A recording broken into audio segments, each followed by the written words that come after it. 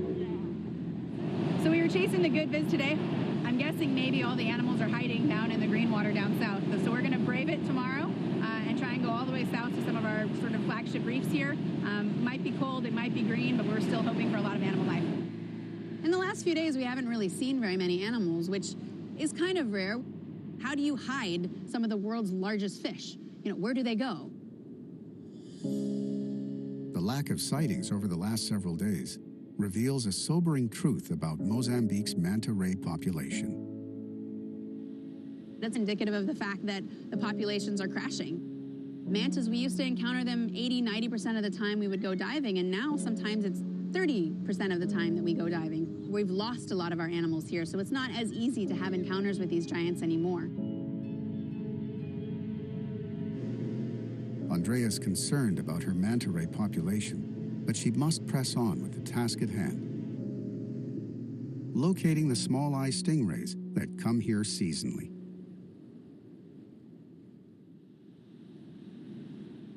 Today, Andrea's team will head south to continue the search.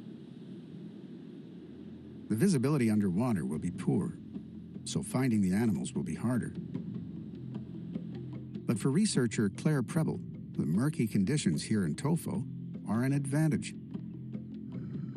Cloudy water is often created by nutrients. Plankton, the tiny plant and animal-based organisms that drift on the ocean's current, use these nutrients, along with sunlight, to grow. Plankton is the main food source of the animal Claire hopes to sight today, the whale shark. One of the first and most important pieces of information that we like to get about the whale sharks is actually their identity. So the way that we do this is through a technique called photo identification. The spots and stripes make a wonderful fingerprint, really, for us to be able to identify individual sharks. The ID area is here, so we take a photograph behind the gills and next to the pectoral fin in this sort of square box here just before it gets to the ridges. At the moment, in Mozambique, we have identified 665 sharks. We have a good idea of what the whale sharks are doing when they are close to this coastline. So the information that we're lacking at the moment is what these animals are doing and where they're spending their time when they're away from this coastal aggregation site. By looking at their diet, looking at their tissues, we can find out what they're eating, and from that we can also find out where they're eating. We do a couple of different types of analyses on this tissue, and it's based on a you are what you eat principle. As the whale sharks go through their life, they will swim into different areas and they will eat different things.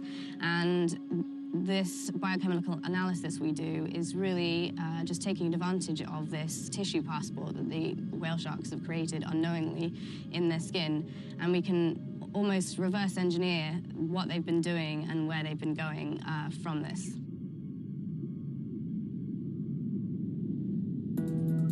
To collect a sample, researchers poke the whale shark with a pole spear rigged with a biopsy tip.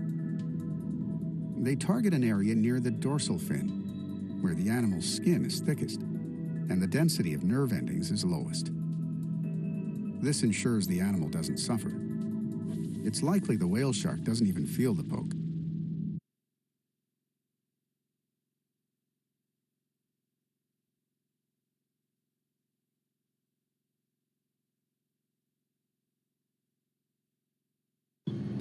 Whale sharks don't actually spend very much time very close to the surface, so they're really just looking for a suspicious shark-looking shadow underwater.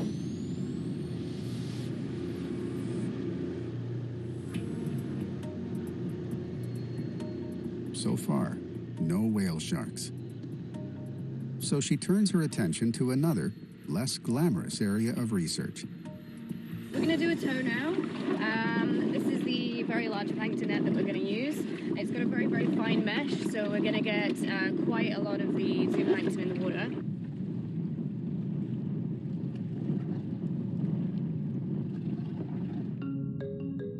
Zooplankton are tiny aquatic animals, no larger than a grain of rice. From copepods to crustacean and snail larvae, these tiny creatures drift in the water, nourishing ocean filter feeders, small and large. Zooplankton is a favorite food of whale sharks. These tiny animals could be the reason that the resident population of whale sharks remains along this coastline.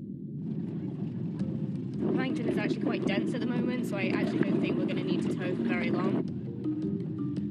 Without a microscope, zooplankton are nearly invisible. This may look like regular drinking water to most people. It's an incredibly useful sample for me. Claire sieves the water out. We've got some small copepods in here.